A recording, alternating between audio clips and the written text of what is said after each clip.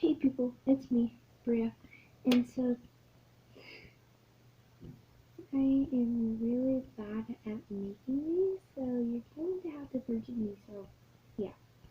Okay, so today I'm doing from my room. I'm perfect at matching dresser knobs. See, every one of them is mismatched. Anyway, there. Okay, so today I don't know what we're going to do.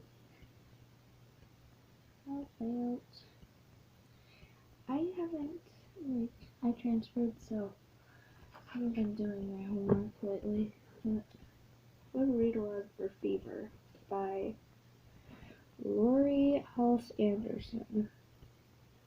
It's a scholastic book. It's called Fever.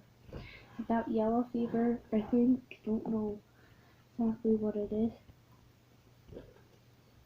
But anyway.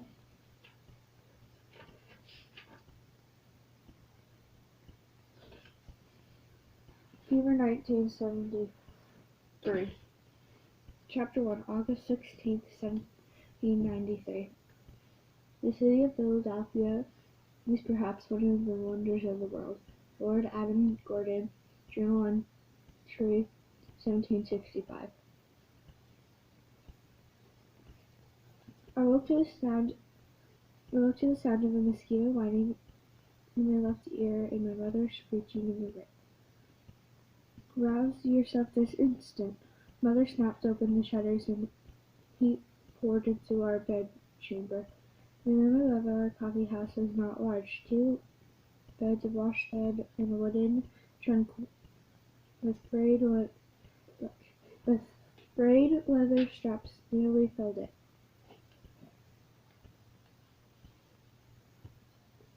It seemed even smaller with mother storming around. Get out of bed, Matilda, she continued. You're sleeping the day away. She shook my shoulder. Polly's late and there's work to be done. The noisy mosquito darted between us. I started to sweat under the thin blanket. It was going to be another hot August day, another long, hot August day, another long, hot, boring, wretched August day. I can't tell who's lazier, Polly or you, Mother muttered as she stalked out of the room. When I was a girl, we were up before the sun. Her voice droned on and on as she clattered down the stairs. I groaned. Mother had been a perfect girl. Her family was wealthy then, but that didn't stop her from stitching entire quilts before breakfast or spinning miles of wool before tea. It was the war, she liked to remind me. Children did what was asked of them, and never complained. Oh no, never. Good children were seen and not heard. How utterly unlike me. I yawned and stretched, then snuggled back onto my pillow. A few more minutes' rest, that's what I needed. I'd float back to sleep, drifting like a Blanchard's giant yellow balloon. I could see it. The winter's day, the crowds up on the rooftops, the balloon tugging at its ropes. I held my breath. Would the ropes break? The devilish mosquito attacked, sinking its needle nose into my forehead. Ow! I woke from bed and thunk, cracked my head on the sloped ceiling. The ceiling was lower than it used to be. Either that or I'd grown another inch overnight. I sat back down, wide awake now, my noggin sporting 2 lumps, one from the ceiling and one from the mosquito. No balloon trips for me.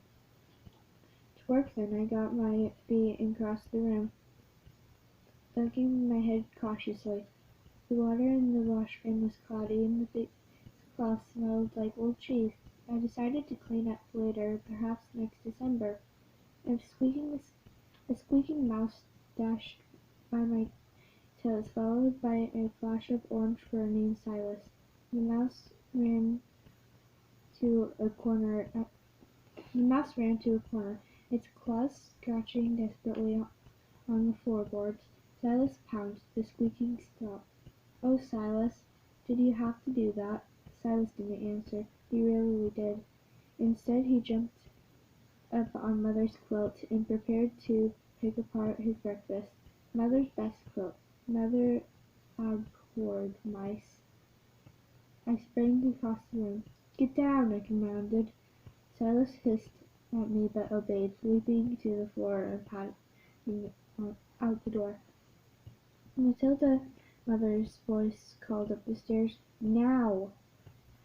I made a face at the doorway. I'd just saved a precious quilt from disaster, but would she appreciate it? Of course not.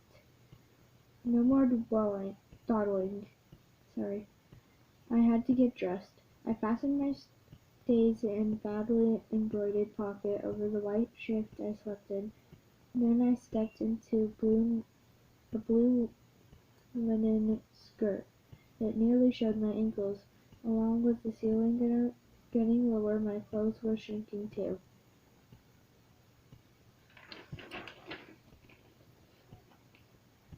Once dressed, I faced the rather dead mouse with my wrinkled nose.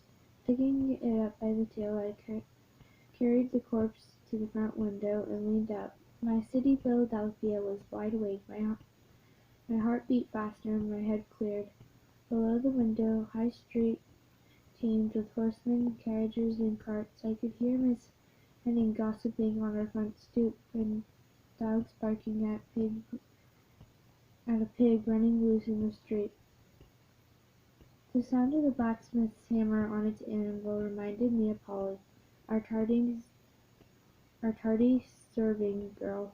That's where she was, no doubt, in the blacksmith shop, eyeing Matthew, the blacksmith's son. I didn't like it there. The roaring furnace sparks crackling in the air, the sizzle of hot metal into cold water. It all reminded me of that unmentionable place where the preachers like to go on about. My favorite place was the waterfront. I squinted eastward. The rooftop of the state house where the Congress met was visible. The August haze and dust from the street made it impossible to see farther than that. On a clear day, I could see the masts of the ships tied up at the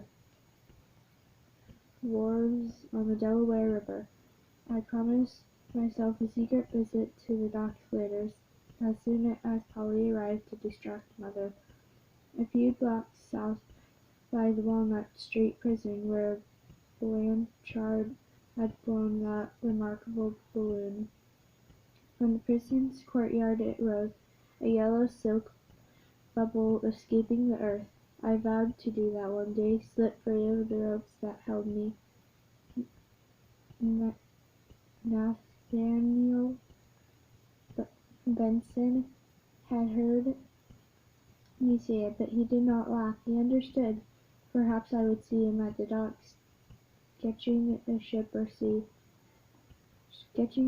seagulls. It had been a long time since we talked, but before I went anywhere there was a dead mouse to dispose of. I couldn't throw it into High Street. It might spook one of the horses. I crossed the room and opened the back window overlooking the garden. Maybe Silas would smell his treat out there and get a decent breakfast after all. I flung the corpse as far as I could and hurried downstairs before Mother boiled over.